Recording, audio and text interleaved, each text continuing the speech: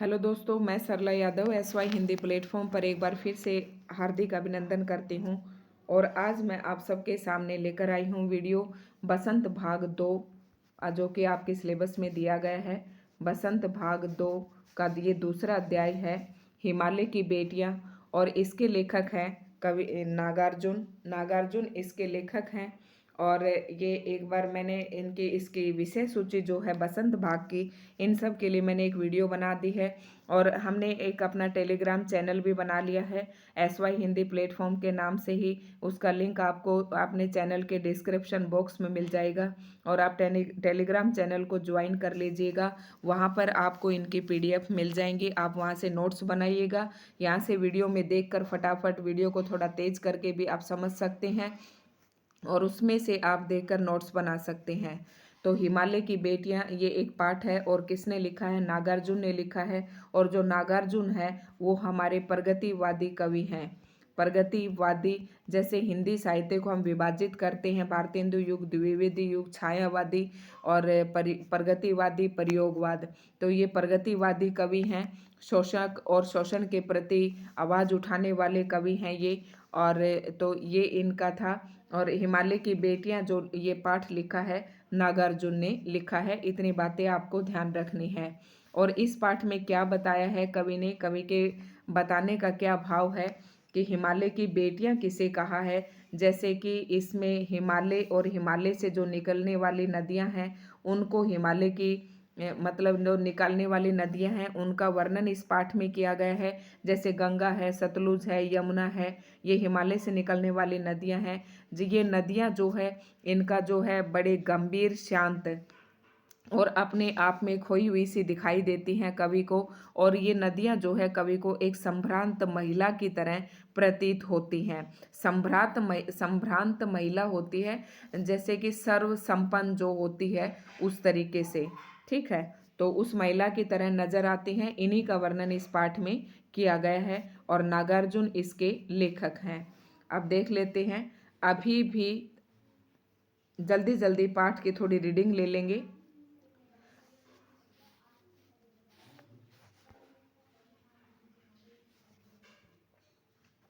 अभी तक मैंने दूर से देखा था, लेखक नागार्जुन कह रहा है कि अभी तक मैंने दूर से देखा था, बड़ी गंभीर, शांत, अपने आप में खोई हुई सी लगती थी।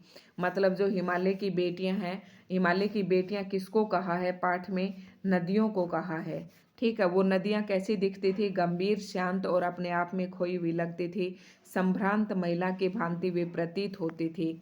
उनके प्रति मेरे दिल में आदर और श्रद्धा के भाव थे। उन हिमालय की बेटियों के प्रति जो कवि के मन में भाव था वो आदर और श्रद्धा के भाव थे। माँ और दादी, मौसी और मामी की गोद की तरह उनकी धारा में डुबकियां लगाया करता।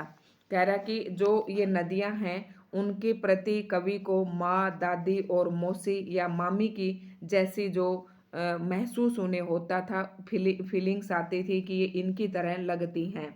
परंतु इस बार जब मैं हिमालय के कंधे पर चढ़ा तो वे कुछ और रूप में सामने थी। मतलब जब हिमालय पर चढ़कर कवि ने ये नदियां देखी तो उसे उनका दूसरा ही रूप दिखाई दिया। मैं हैरान था कि यही दुबली पतली गंगा, यही यमुना, यही सतलुज समतल मैदानों में उतरकर विशाल कैसे हो जाती हैं। इनका उछलना और कूदना, इनका उछलना और कूदना, खिलखिलाकर हंसते जाना, इनकी ये भाव भंगिमा। कवि कह रहा है कि आज तक तो मैंने इन नदियों को दूर से ही देखा था, लेकिन जब मैं हिमालय की चोटियों पर चढ़कर मैंने इन्हें देखा तो कैसी लगी। इनका खिलखिलाकर लगातार हंसते जाना, इनकी भाव भंगी, इनका ये उल्लास कहाँ गायब हो जाता है मैदान में जाकर। ठीक है, कवि कह रहा है कि जब ये मैदान में होती हैं यानी कि समतल जगह पर होती हैं तो इनका रूप जो है विस्तार होता है, यानी कि इधर उधर फैल जाती हैं। और जब पहाड़ी पर से देखा तो पहाड़ियों की ओट में तो भाई एक सीमित जगह पर ही ये बह सकती हैं। मतलब इनको विस्तार के लिए बहुत ज़्यादा जगह नहीं मिल पाती। ठीक है, ये कह रहा है। किसी लड़की को जब मैं देखता हूँ, किसी कली पर जब मेरा ध्यान अटक जाता है तब भी इतना कौतूहल, कौतूहल मतलब मन में एक हलचल पैदा होती है और विस्मय नहीं होता जितना कि इन बेटियों की बाल लीला देखकर। कह रहा है कि जब देखो ध्यान से देखना, जब किसी लड़की को जब मैं देखता हूँ, किसी कली पर जब मेरा ध्यान अटक जाता है, तो कह रहा है कि जब मैं किसी लड़की को देखता हूँ और वो उस पर मेरा ध्यान अटक जाता है, तब भी मेरे मन में इतना हलचल पैदा नहीं होती और हैरानी नहीं होती जितना कि इन नदियों की बाल लीला को देखकर मेरा मन विचलित होता है। कहाँ ये कहाँ ये भागी जा रही हैं, यह वह कौन लक्ष्य है जिसने इन्हें बेचैन कर रखा है। मतलब कवि अपने आप से प्रश्न कर रहा है कि इनका क्या लक्ष्य है, ये कहाँ भागी जा रही हैं, मतलब इतनी क्यों भाग रही हैं, कौन इन्हें बेचैन कर रहा है। अपने महान पिता का विराट प्रेम पाकर भी अगर इनका हृदय अतृप्त ही है, तो वह कौन होगा जो इनकी प्यास मिटा सकेगा। मतलब हिमालय को क्या कहा है, ये भाई याद रखना, यहाँ से प्रश्न आ सकता है कि बेटियां किसको कहा है, नदियों को, और पिता किसको कहा है, हिमालय को। तो कवि कह रहा है कि जब हिमालय अर्थात अपने पिता की गोद में रहकर ही इनका हृदय तृप्त नहीं हुआ, तो फिर इनका हृदय कहाँ से मतलब कवि का कहने का भावार्थ है कि पिता से अधिक प्रेम कौन दे सकता है। बर्फ जली नंगी पहाड़ियां, छोटे छोटे पौधों से भरी घाटियां, बंधुर अधिपत्याकाएं। अधिपत्याकाएं क्या होती हैं, जैसे कि ये आपका पर्वत है, तो पहाड़ के जो ऊपर की चोटी होती है उसे अधिपत्य कहते हैं, और जो नीचे की चोटी होती है उसे उपत्यका कहते हैं। ये देखो आपको विलोम शब्द याद रखते हैं, और ये हो गया आपका अनेक शब्दों के लिए एक शब्द भी हो गया।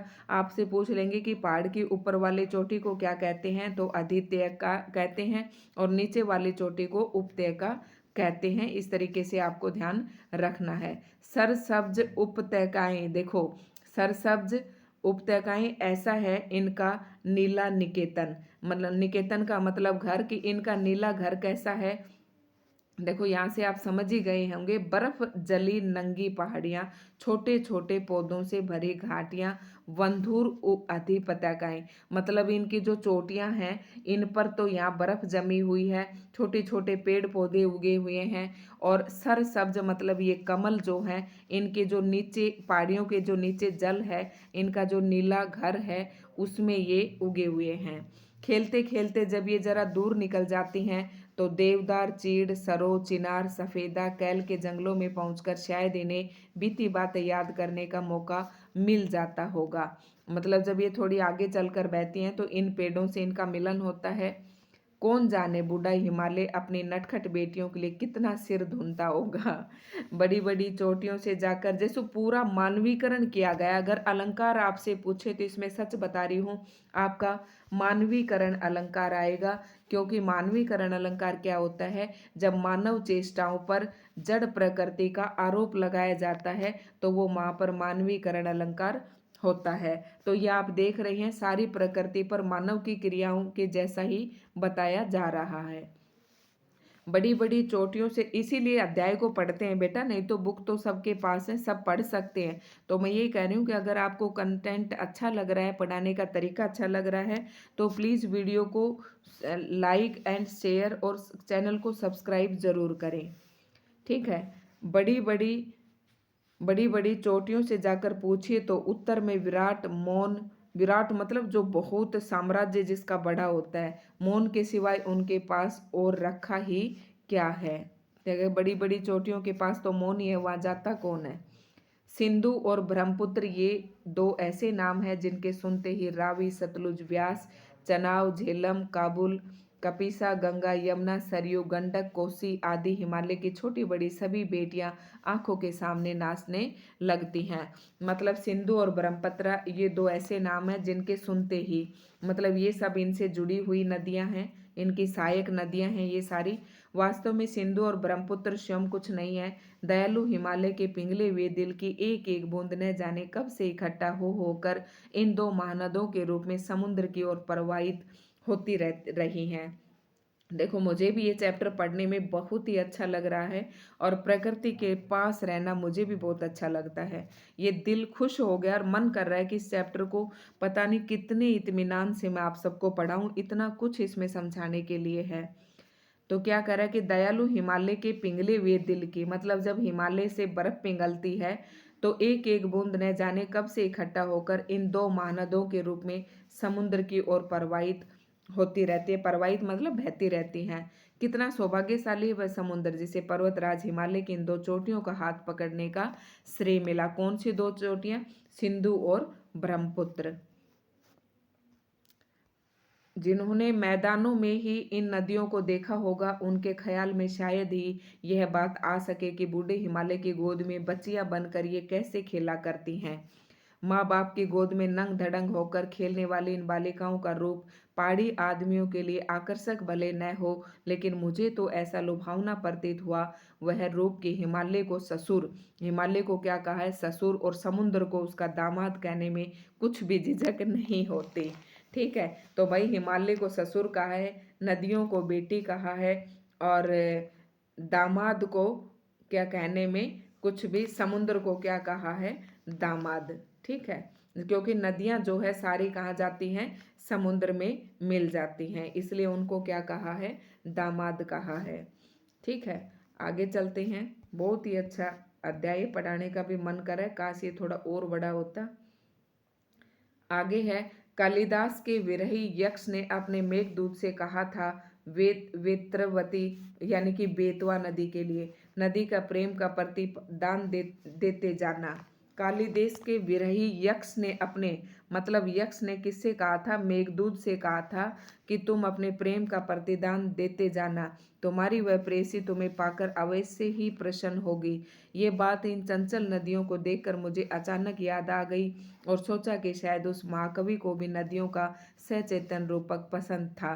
दरअसल जो भी कोई नदियों को पहाड़ी घाटियों और समतल आंगनों के मैदानों से जुदा जुदा शक्लों में देखेगा, वह इसी नतीजे पर पहुंचेगा। तो जो काम की बातें थी वो मैं आपको बताती जा रही हूँ, नोट करते जाना। एक तो कालिदास का जो मेघदूत था उसमें जो बात कही गई है वो बताई है। काका कालेलकर ने नदियों को लोक माता का, इम्पोर्टेंट क्वेश्चन है कि हिमालय की बेटियों पाठ में काका कालेलकर ने नदियों को क्या कहा है? तो लोक माता कहा है। किंतु माता बनने से पहले यदि हम इन्हें बेटियों के रूप में देख लें तो क्या हर्ज है? और थोड़ा आगे चलिए, इन्हीं से अगर हम प्रेयसी की भावना करें, प्रेयसी मतलब प्रियतमा की भावना करें तो कैसा रहेगा? ममता का एक और भी धागा है। प्रेयसी मतलब अपने, ये लोक माता मतलब माँ का रूप कह दिया यहाँ पर। ठीक है, और जिसे हम इनके साथ जोड़ सकते हैं, बहन का स्थान कितने कवियों ने इन नदियों को दिया है, मतलब बहन का स्थान भी दिया है। एक दिन मेरी भी ऐसी भावना हुई थी। थोलिंग तिब्बत की बात है, मन उचट गया था, तबीयत ढीली थी, सतलुज के किनारे जाकर बैठ गया। तो दोपहर का समय था, पैर लटका दिए पानी में, थोड़ी ही देर में उस प्रगतिशील जल ने असर डाला, तन और मन ताजा हो गया तो लगा मैं गुनगुनाने। मतलब कवि जो है उस सतलुज नदी के किनारे बैठ गया, दोपहर का समय था, पैर जो है नीचे पानी में लटका लिए और उस प्रगतिशील जल मतलब उसने प्रगति की, अर्थात जब पानी ने टक्कर मारी तो कुछ असर हुआ और मतलब कवि का जो मन उन्मना हो रहा था वो ताजा हो गया। जैसे ही पानी उसके पैरों को लगा और कवि गुनगुनाने लगा, जय हो सतलज बहन तुम्हारी, लीला अचरज बहन तुम्हारी, हुआ मुदिद मन हटा खुमारी। मतलब मन का जो खुमार था वो हट गया और मन प्रफुल्लित हो गया है। जाऊं मैं तुम पर बलिहारी, मतलब मैं तुम पर बार बार न्यौछावर होता हूँ। तुम बेटी है, बाप हिमालय, तुम बेटी हो और हिमालय तुम्हारा बाप है। चिंतित पर चुपचाप हिमालय, प्रकृति नटी के चित्रित पट पर अनुपम अद्भुत छाप हिमालय, जय हो सतलुज बहन तुम्हारी। तो कवि के मन से जो उद्गार निकला था वो ये उद्गार था जब वो सतलुज नदी में अपना पैर पानी के अंदर डुबोकर बैठा था, तो ये वाले उद्गार कवि के मन में निकले थे। तो दोस्तों ये था हमारा आज का अध्याय, आपको कैसा लगा? आपको कैसा लगा हमारा ये आज की वीडियो, तो लाइक शेयर ज़रूर करना और कमेंट करके बताना कि आपको हमारा वीडियो कैसा लगा। अगर सब्सक्राइब नहीं किया तो प्लीज़ फिर से कह रही हूँ सब्सक्राइब करना और अपने दोस्तों के पास भी वीडियो को ज़्यादा से ज़्यादा शेयर करना, ताकि मेरी मेहनत सार्थक हो सके।